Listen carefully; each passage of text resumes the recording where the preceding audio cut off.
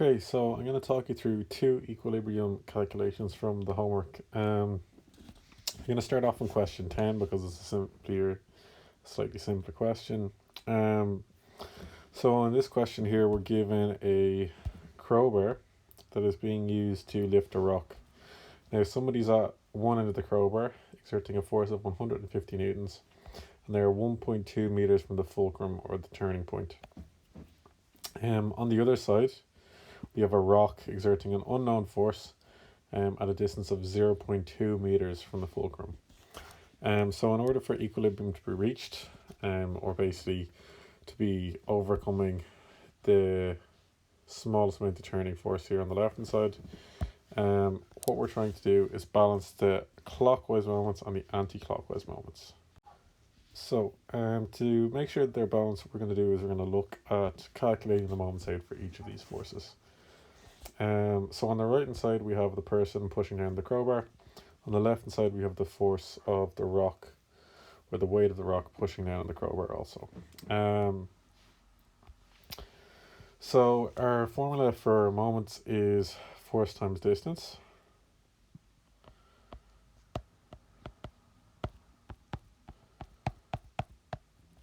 So we're going to calculate that out on either side.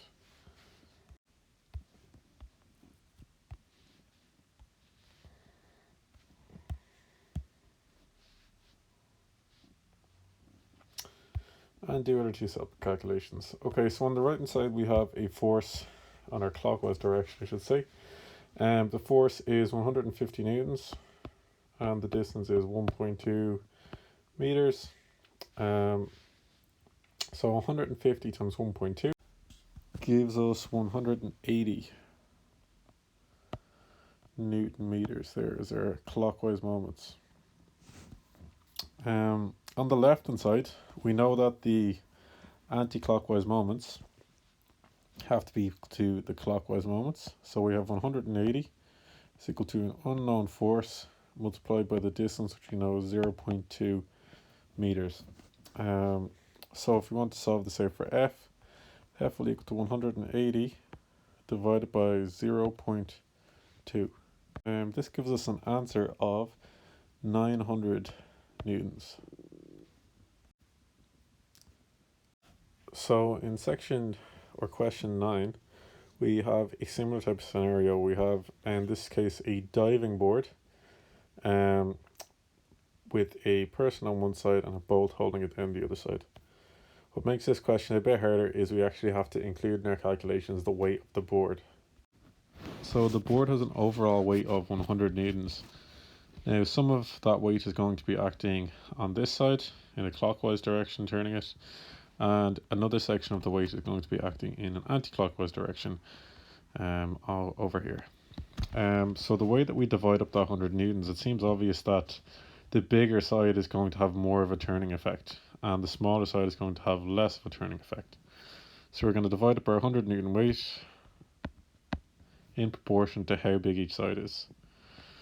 So on the right hand side we're going to get 2.5 fourths of it, because the total board is 2.5 meters long, or sorry, the right hand side is 2.5 meters long and the total length being 4 meters, so 2.5 quarters. And on the right hand side we're going to have the opposite. We're going to have our 100 newton weight and we're going to get 1.5 quarters of that weight. Now together 2.5 quarters and 1.5 quarters give us 4 quarters, or the total weight. So 2.5 quarters will give us 62.5 newtons of weight, and 1.5 quarters will give us 37.5 newtons of weight. Again, both of these should add up to give us the combined weight of 100 newtons. It's just that one of them is acting clockwise and the other one is acting anti-clockwise. Now, in terms of the turning effect of each of these forces, the turning effect is going to be felt along the whole length from right next to it to the very far end. But on average, this turning effect is going to act around the halfway point. So here it's going to be a distance of 0.125 meters, and on the left hand side it's going to be a distance of 0.75 meters.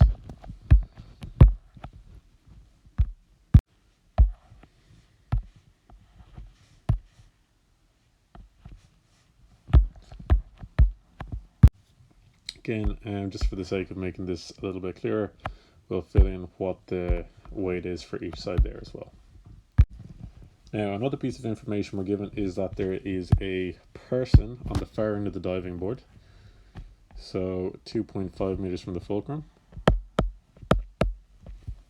and they have a weight of 560 newtons.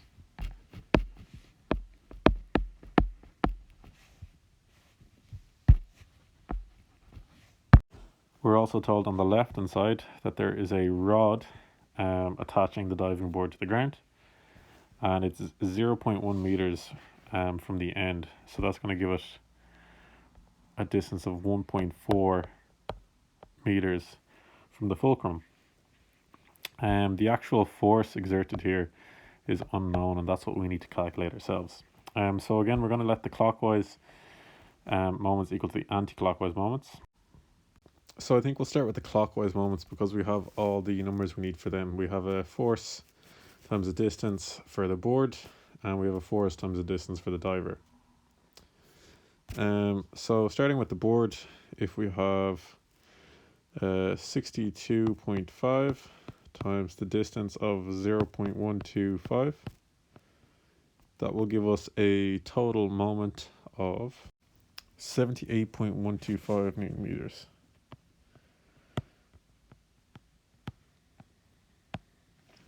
And we'll just underline that so we can come back to it. Looking at the diver then, we have force times distance again. So the force is 560 newtons and the distance is 2.5 meters. So multiply them out and you get 1,400 newton meters.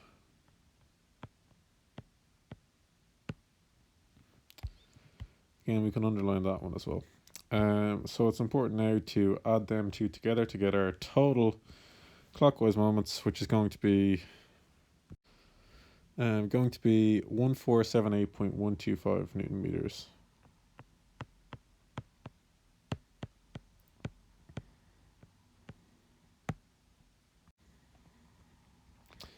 Now we're going to start on the left hand side. So on the left hand side also we have two different forces.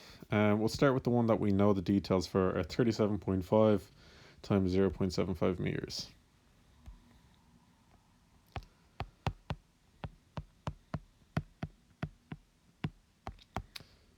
When we multiply them out, we get a turning effect of 28.125 newton meters. And we also have our mystery force, which is being applied by the board. So that's going to be force times distance. So we'll just call that F times 1.4, which will give us 1.4 F.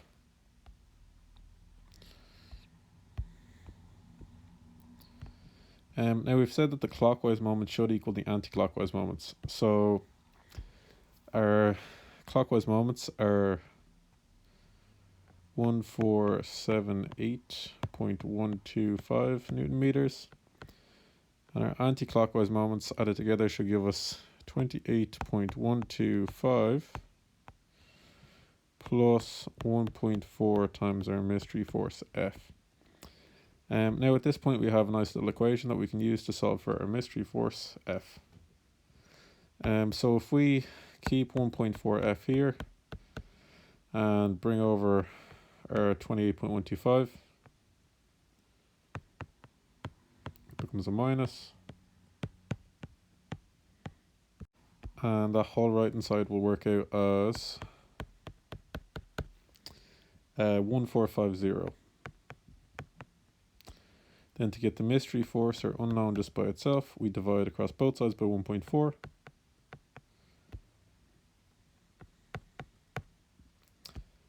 That cancels the 1.4 on the left hand side, and on the right hand side we are left with 1035.7 newtons.